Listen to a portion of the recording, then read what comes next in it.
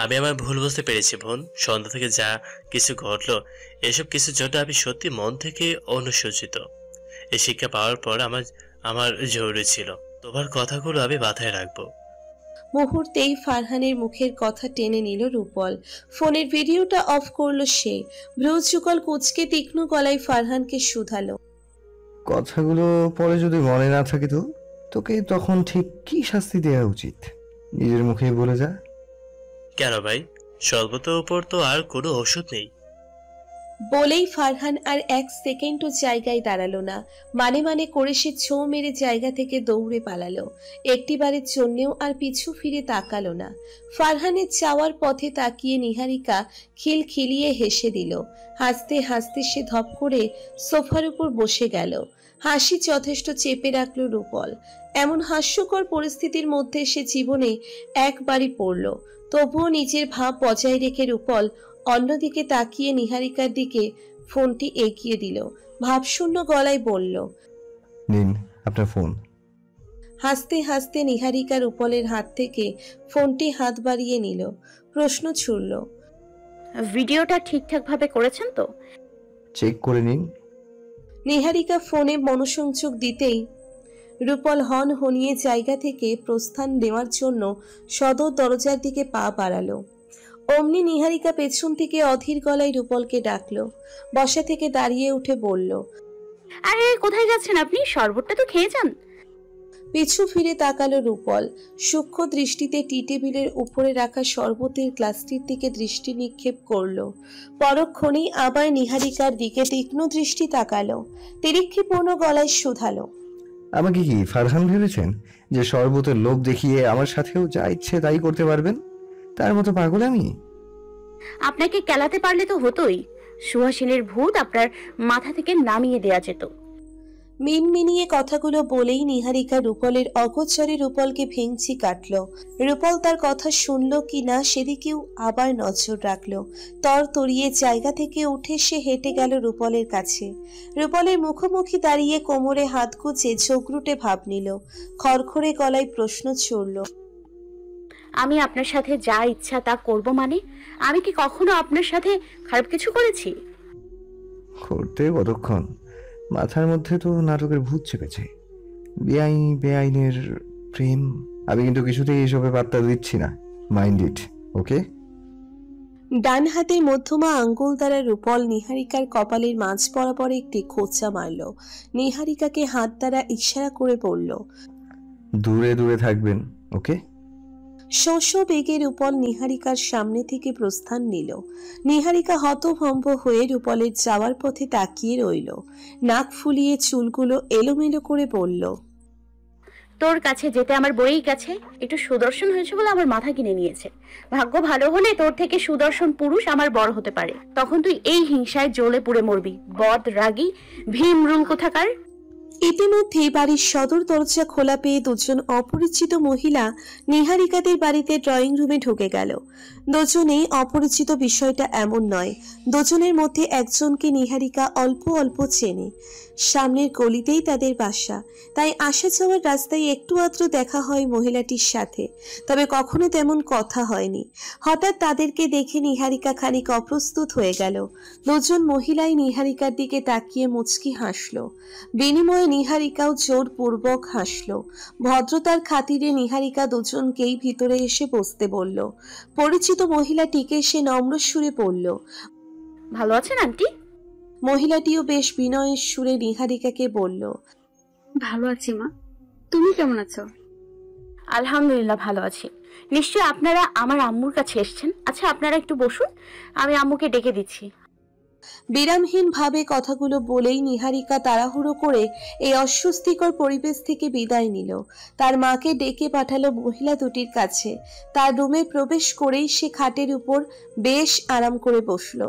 আনন্দে তার গলা থেকে গান বের হয়ে আসছিল।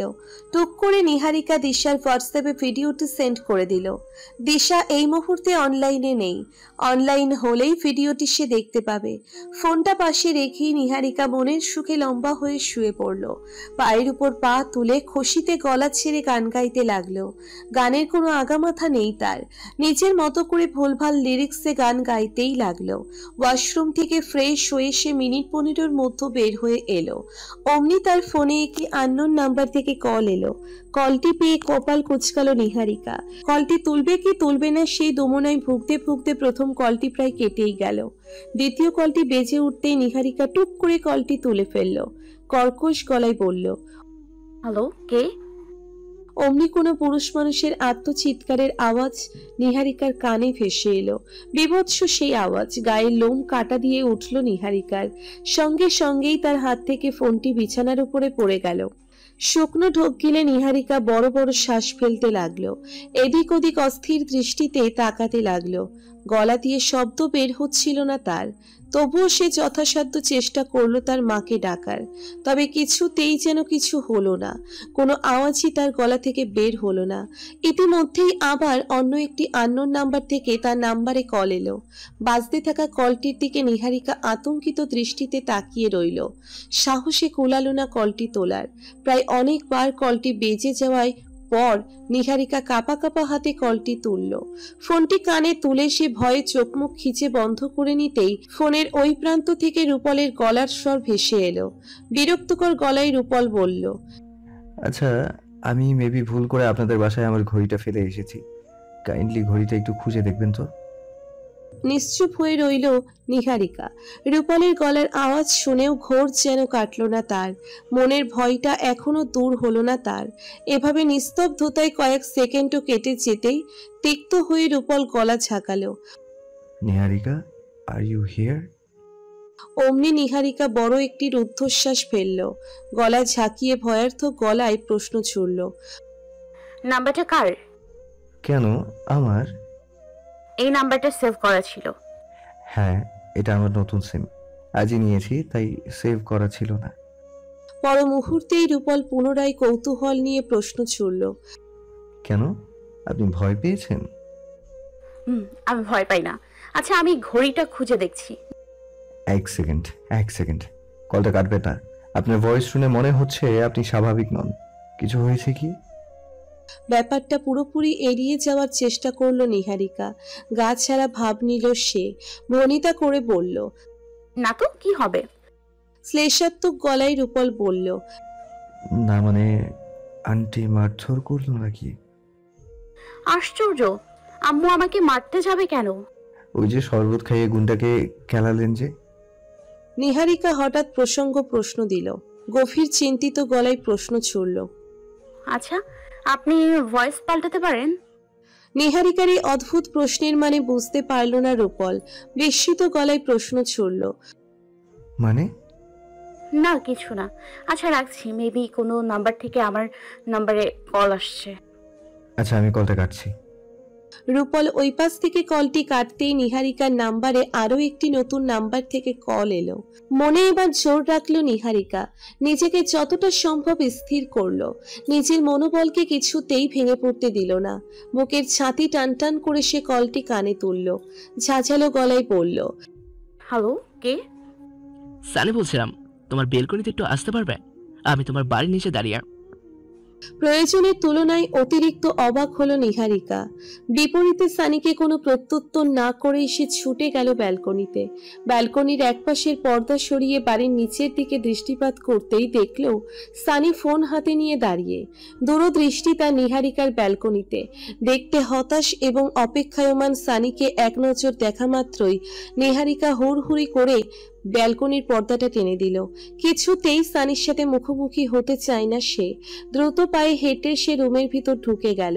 নিহারিকার মৌনতা উপলব্ধি করা মাত্রই সানি গলা ঝাঁকালো। পুনরায় কর্নিশ গলায় বলল, কি হলো নিহারিকা, কিছু বলছো না যে? আসবে না তুমি? সানির নত হয়ে যাওয়াটাও যেন নিহারিকার কাছে নাটক মনে হলো। মেজাজ তুঙ্গে উঠে গেল তার সানির এসব নাটকে কথাবার্তা শুনে। বিছানার উপর ধপ করে বসলো সে।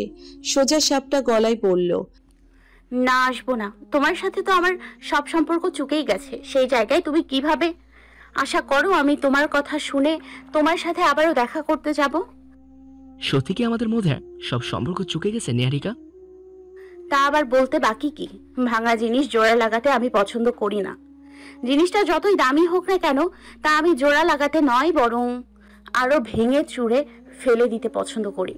অতীত ভুলে যাইনি আমি। আমার চেয়ে বেটার কাউকে পেয়ে আমাকে ছেড়ে যাওয়া কাছের টুকরোর মতো আমার মনটাকে ভেঙে দেয়া, আমার বিশ্বাসের সুযোগ নেয়া, তোমার প্রতিটা অসহিষ্ণুত আচরণ, কারণে অকারণে আমাকে এড়িয়ে চলা তোমার প্রতিটা কাজ আমার এখনো অক্ষরে অক্ষরে মনে আছে সানি। হোপ সো ভবিষ্যতেও মনে থাকবে।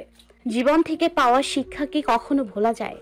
আজকের পর থেকে তুমি আমাকে কোনো রকম ভাবে ডিস্টার্ব করবে না সানি। এরপর থেকে তোমার মুখটাও আমি দেখতে চাই না। আর এটাই আমার শেষ কথা। বাই। তেজ দেখিয়ে নিহারিকা কলটি কেটে দিল।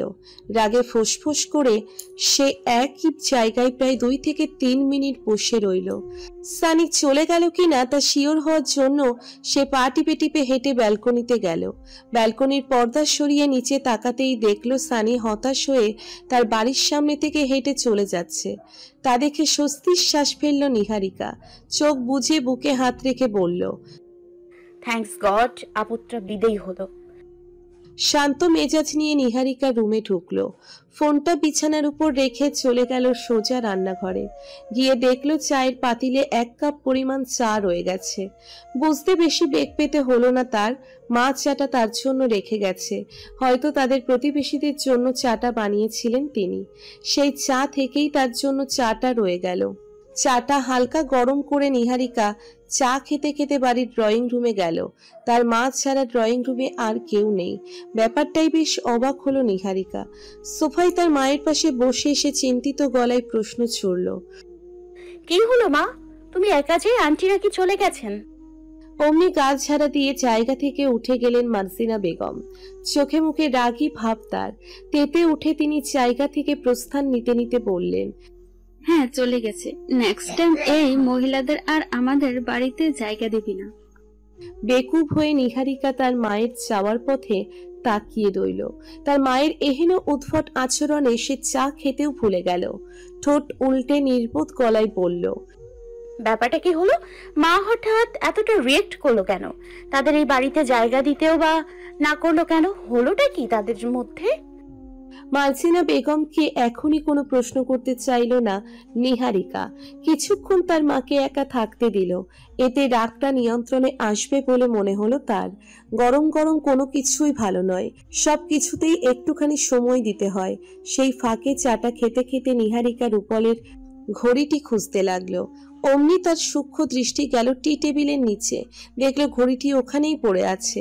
হাত বাড়িয়ে নিহারিকা ঘড়িটি তুলল। হাতের মুঠোয় ঘড়িটি নিয়ে সে সোজা তার রুমে চলে গেল। বিছানার উপর থেকে ফোনটি হাতে সে কিছুক্ষণের আগের আসা প্রথম রং নাম্বারটি থেকে আবারও অনেকগুলো কল পেল। কপাল কুঁচকে নিহারিকা নাম্বারটির দিকে কিছুক্ষণ তাকিয়ে রইল। নাম্বারটি কার হতে পারে? কে তাকে এভাবে কল করে চালাচ্ছে? তাছাড়া ওই সময়ের পুরুষালী চিৎকারটি বা কার ছিল? কে তাকে নিয়ে মজা করছে? সেই বিধ্বংসী চিৎকারের আওয়াজটি এখনো তার কানে বাজছে। মনোযোগ দিয়ে সেই আওয়াজটি অনুভব করতে গেলে তার প্রাণবায়ু বের হয়ে আসার মতো অনুভূতি হচ্ছে। হাতে থাকা চারটে শেষ করে নিহারিকা নিজেকে স্থির করলো। কপাল থেকে গড়িয়ে পড়া ঘামগুলো মুছে তার মস্তিষ্ককে অন্যদিকে ঘোরানোর চেষ্টা করলো। এই একটা জিনিস নিয়ে ভাবতে গেলে তার নিজের ক্ষতি হচ্ছে। তাই এই মুহূর্তে নিজেকে ঠিক রাখার জন্য তার অন্য চিন্তা ভাবনা ঘোরানোর পদ্ধতি অবলম্বন করতে হবে। ঘড়িটি হাতে রেখে রূপলের নাম্বারে কল করলো নিহারিকা। প্রথম কলটি বেজে যাওয়ার পর দ্বিতীয় কলটি তুলল রূপল। টাওয়াল দিয়ে ভেজা চুল মুছতে মুছতে রূপল বলল, কে কল করেছিল? সানি। আপনার এক্স? কি বললো? ফিরে আসতে চাইলো। আপনি কি বললেন? বললাম ভাঙা জিনিস ফেলে দেওয়াই ভালো। গুড। জানি। এখন বলুন আমাকে কত টাকা দেবেন?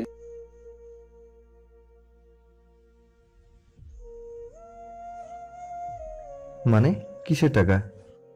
বারে হারিয়ে যাওয়া জিনিসটা খুঁজে দিলাম যে, তার কমিশন চাইবো না? ঘড়িটা খুঁজে পেয়েছেন? এখন টাকা দিলেই তবে ঘড়িটা হাতে পাবেন, এর আগে নয়। ব্যগ্র হেসে রূপল বলল, ওকে, আপনি বরং ঘড়িটা আপনার কাছেই রেখে দিন, কারণ ওই ঘড়িটা আমি এমনিতেও ফেলে দিতাম। হতাশ হলো নিহারিকা, বিস্মিত গলায় প্রশ্ন ছুড়ল। মানে কি? তাহলে বললেন যে ঘড়িটা খুঁজে রাখতে? ভেবেছিলাম ঘড়িটা পেলে নিজের হাতে আমি ভেঙে গুড়িয়ে দেব, কিন্তু এখন যেহেতু ঘড়িটা টেক্সট ছাড়া পাচ্ছি না, সো আমার কোনো প্রয়োজন নেই টাকা ওয়েস্ট করে ঘড়িটা নেওয়ার। আরে আরে আরে, এসবের মানে কি? এমন জানলে তো আমি এত খাটাখাটি করে ঘড়িটা খুঁজতামই না। It's your problem, not my problem.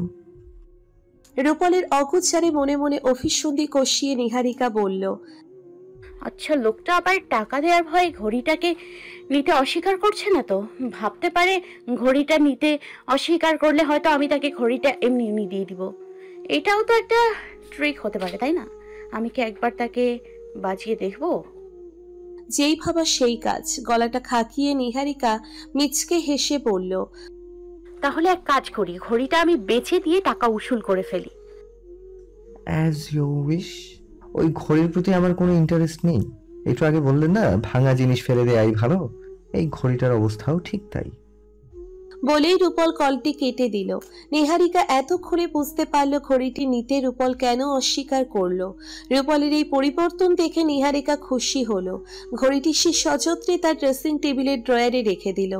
এসব ছেড়ে নিহারিকা পড়তে বসে গেল। টানা 2-1 ঘন্টা পড়াশোনার পর সে পড়ার টেবিল থেকে উঠল। রাতের খাবারের জন্য তার মা তাকে ডাকলো। ততক্ষণে নিহালও অফিস থেকে বাড়ি ফিরে এলো। খাবার টেবিলে খাবার খেতে বসেও নিহাল মুখটাকে গম্ভীর হয়ে রাখলো। খাবার না খেয়ে বরং খাবারটা নাড়াচাড়া করতে ব্যস্ত সে। নিহালের এহেন খামখেয়ালি ভাব দেখে মার্জিনা বেগম মুখে খাবার রেখে নিহালের দিকে প্রশ্ন ছুড়লেন, কি রে, কি হয়েছে? খাবার না খেয়ে শুধু নাড়ছিস কেন? দাঁতে দাঁত চেপে এক লোকমা খাবার মুখে নিল।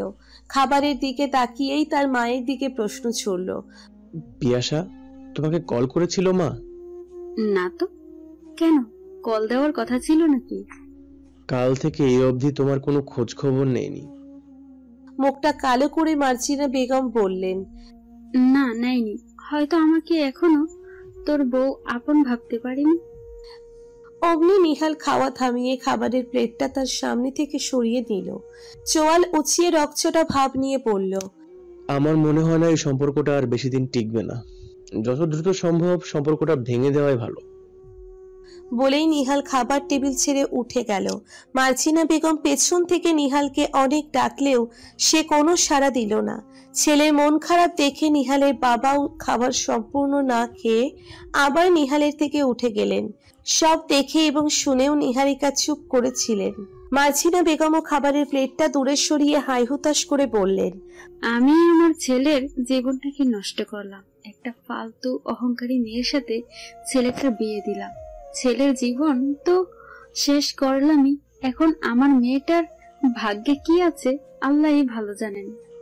পাশ থেকে নিহারিকা শান্ত গলায় তার মাকে বলল, আমার জন্য চিন্তা করতে হবে না মা, তুমি বরং এখন ভাইয়াকে নিয়েই চিন্তা করো। শুধু কি একদিকে চিন্তা করলে হবে? সব দিকেই তো চিন্তা করতে হয় আমার। সম্বন্ধ আসে কই তোর জন্য? আজ যা ও একটা এলো, তাও আবার গায়ের রঙে দোহাই দিয়ে চলে গেল। ফালতু লোক কোথাকার। গায়ের রং দেখে আমার মেয়েকে জাজ করতে আসে, এর জন্যই আচ্ছা মতো ধুয়ে দিয়েছি। লজ্জা থাকলে আমার বাড়ির ত্রিশূল না দিয়ে আর আসবে না। নিহারিকা এতক্ষণে বুঝতে পারল তার মা কেন ওই সময় এত রাতে দেখাচ্ছিল। তার মানে ভদ্রমহিলা দুজন তার বিয়ের সম্বন্ধ নিয়ে এসেছিল। তবে সে যাই আসুক না কেন, সে জানে কেউ তাকে প্রথম দেখায় পছন্দ করবে না। এভাবেই একের পর এক সবার কাছে সে রিজেক্টেড হতে থাকবে। যদিও এই নিয়ে তেমন কোনো মাথা ব্যথা নেই নিহারিকার, কারণ সে মেয়েটাই ভাগ্যে বিশ্বাসী। ভাগ্য যদি ভালো থাকে তার, তাহলেই নিশ্চয়ই একদিন না একদিন কেউ তার জন্য আসবে। যা সে আশা করছে না, হয়তো তার চেয়েও ভালো কেউ আসবে। সেই সান্ত্বনা মনে মনে রেখেই নিহারিকা খাবার টেবিল ছেড়ে উঠে গেল।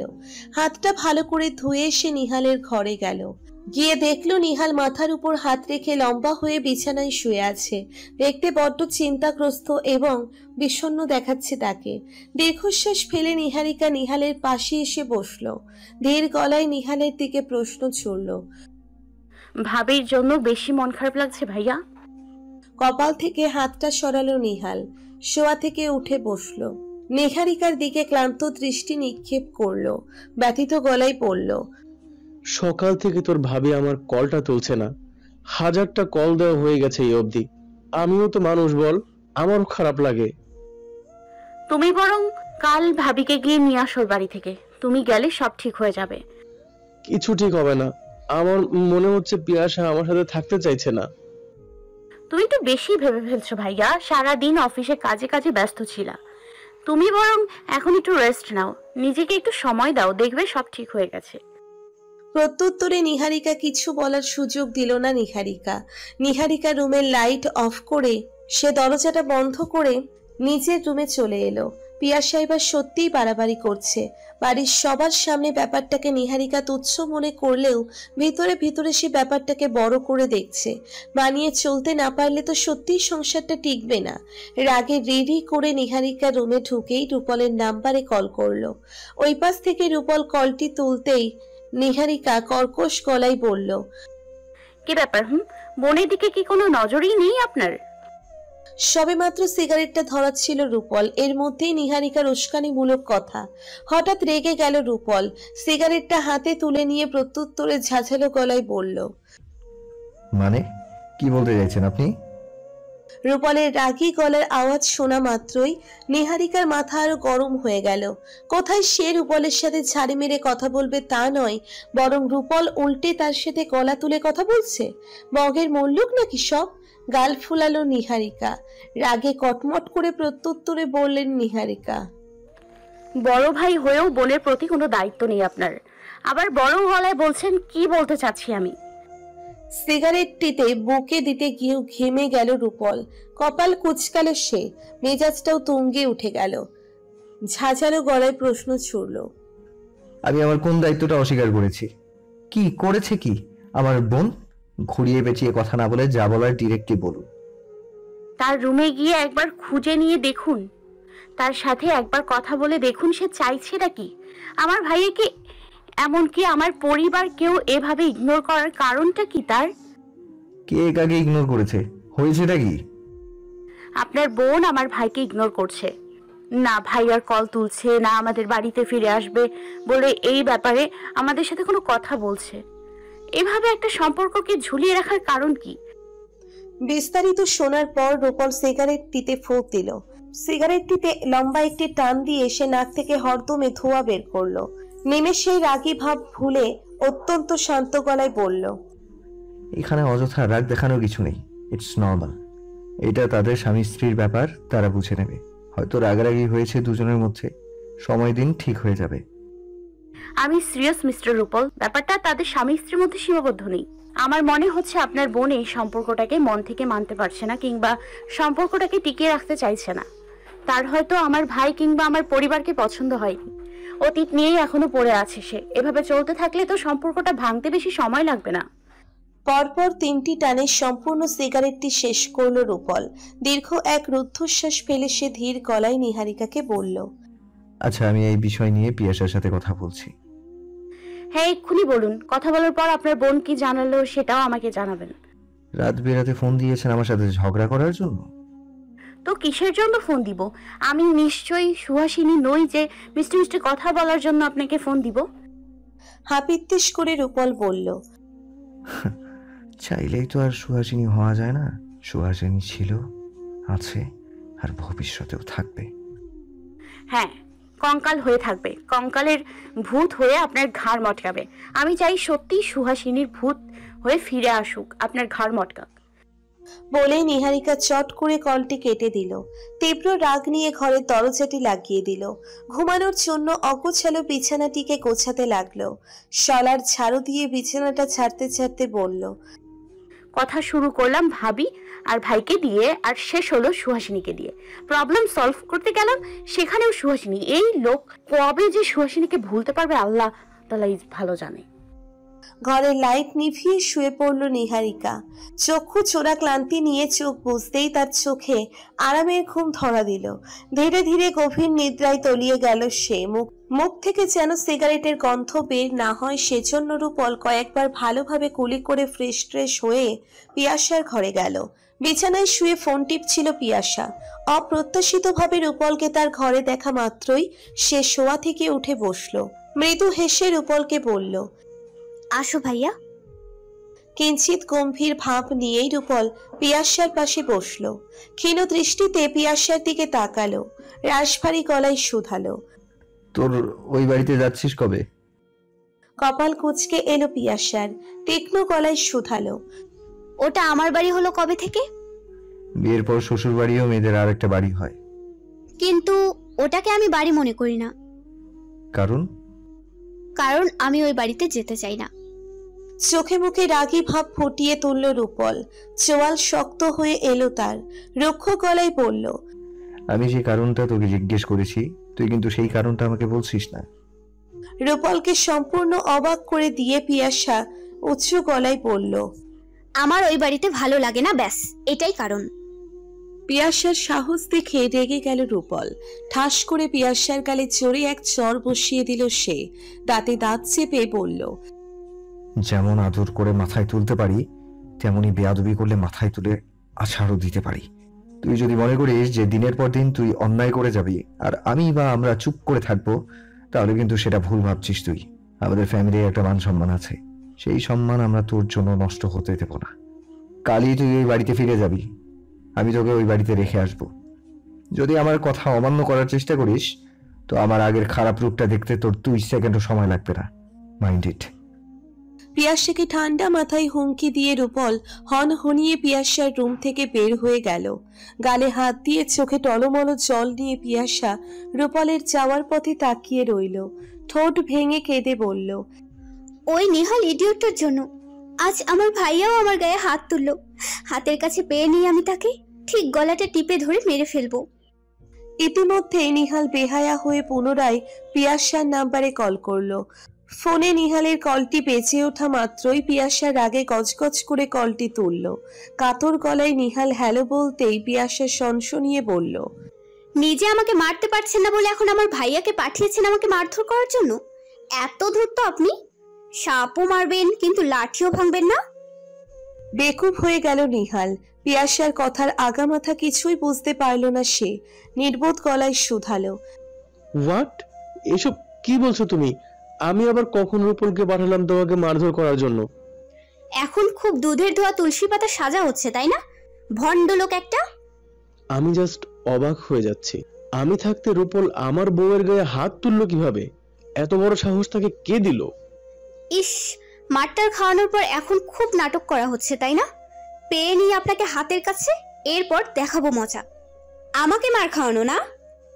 পিয়াসা একটু নরম হতেই নিহালের প্রেম প্রেম ভাব উদয় হলো। দুষ্টু হেসে সে রোমাঞ্চকর গলায় বলল, তোমার হাতের মার খেতে আমার কোনো সমস্যা নেই জানেমান। তোমার যদি কোনো সমস্যা না থাকে তাহলে কি আমি এখনই আসতে পারি মার খেতে? তিরিক্ষিপূর্ণ মেজাজ নিয়ে পিয়াসা বলল, মার খাওয়ার খুব শখ হয়েছে না? কাল আপনার বাসায় গিয়ে আপনার পিন্ডি চটকাবো আমি। খুশি হয়ে গেল নিহাল। স্মিত হেসে প্রফুল্ল গলায় বলল, তুমি সত্যিই কাল আসবে পিয়াসা? আমি মানুষকে মারতে রাজি কিন্তু মার খেতে রাজি নই। কাল আপনাদের বাড়িতে না গেলে ভাইয়া আবারও আমাকে মারবে, সেজন্য বাধ্য হয়ে যেতে হবে। বলেই পিয়াসা টুটটুট করে কলটি কেটে দিল। রাগে রিরি করে হাত পা কচলাতে লাগলো। ওইদিকে নিহাল খুশিতে প্রায় আত্মহারা। কাল পিয়াসা তার কাছে তার বাড়িতে ফিরে আসবে, এর চেয়ে খুশির খবর আর যেন কিছু হতেই পারে না। এবার পিয়াসা তার এলে সে কিছুতেই পিয়াসাকে আর তার কাছে ছাড়া করব না। তার ভালোবাসা দিয়ে সে যত দ্রুত সম্ভব পিয়াসাকে আপন করে নিবে। পরের দিন থেকেই রূপল কোর্ট কাচারিতে দৌড়াদৌড়ি শুরু করলো। রাতুল এবং মিস চারুলতা সেনকে কোর্টে তোলা হয়েছে। তাদের পক্ষে কোনো উকিল না থাকায় কেস ঘুরে যাওয়ারও কোনো সম্ভাবনা ছিল না। তারা নিজেদের দোষ নিজেরাই কেটে স্বীকার করেছে। সেই অনুযায়ী রাতুলকে যাবজ্জীবন কারাদণ্ড এবং মিস চারুলতা সেনকে 10 বছরের সাজা শুনিয়েছে কোর্ট। রাতুল অনেক চেষ্টা করেছিল তার বাবার সাথে একটিবার কথা বলতে, কিন্তু আফসাল হক সেই সুযোগটি দেননি রাতুলকে। বারবার তিনি রাতুলকে এড়িয়ে গেছেন। রাতুলের প্রতি মায়া হওয়ার পরেও তিনি রাতুলকে এড়িয়ে গেছেন। রেডি হঠাৎ করে অসুস্থ হয়ে যাওয়ায় সবিতা কোর্টে আসতে পারেনি। রেডিকে নিয়ে তার বাসাতেই রয়ে গেল। কোর্ট থেকে বাড়ি ফিরতে ফিরতে বিকেল হলো রূপলের। বেশ স্ট্রেস হয়ে রূপল পিয়াসাকে বলল রেডি হতে। কিছুক্ষণ নাকে কেঁদে পিয়াসা রেডি হয়ে গেল ওই বাড়ির উদ্দেশ্যে। নাজনীন বেগমকে ধরে কেঁদে কেটে দিশেহারা সে। যদিও সে অনেকবার বায়না ধরেছিল ওই বাড়িতে যাবে না সে, তবে নাজনীন বেগম তাকে আশকারা দেয়নি, উল্টে রাগ দেখিয়েছে, রূপলের ভয় দেখিয়েছে। এক প্রকার জোর করেই তাকে ওই বাড়িতে পাঠানো হয়েছে। পিয়াসাকে পিছনে রেখে রূপল নিহারিকাদের বাড়ির কলিং বেল চাপলো। অমনি নিহারিকা ব্যস্ত ভঙ্গিতে এসে দরজা খুলে দিল। রূপলের দিকে এক পলক তাকানো মাত্রই নিহারিকা আহ বলে এক চিৎকার করে উঠল। নিহারিকার সাথে সাথে রূপলও ভূত দেখার মতো চিৎকার করে উঠল। নিহারিকা ঠাস করে রূপলের মুখের উপর দরজা বন্ধ করে দিল। দৌড়ে সে তার রুমে চলে গেল। রুমের দরজা আটকে সে হাঁপাতে হাঁপাতে বলল, বজ্জাত বেটা আর সময় পেল না। মুখের উপর চিৎকার করে নিহারিকা দরজাটি বন্ধ করে দেওয়ায় রূপলও তার হা করে থাকা মুখটিকে বন্ধ করে নিল। ভাবশূন্য হয়ে সে তার মুখটা হাতে নিয়ে কিছুক্ষণ হাতালো। অতঃপর হতাশ হয়ে সে নির্বোধ গলায় বলল,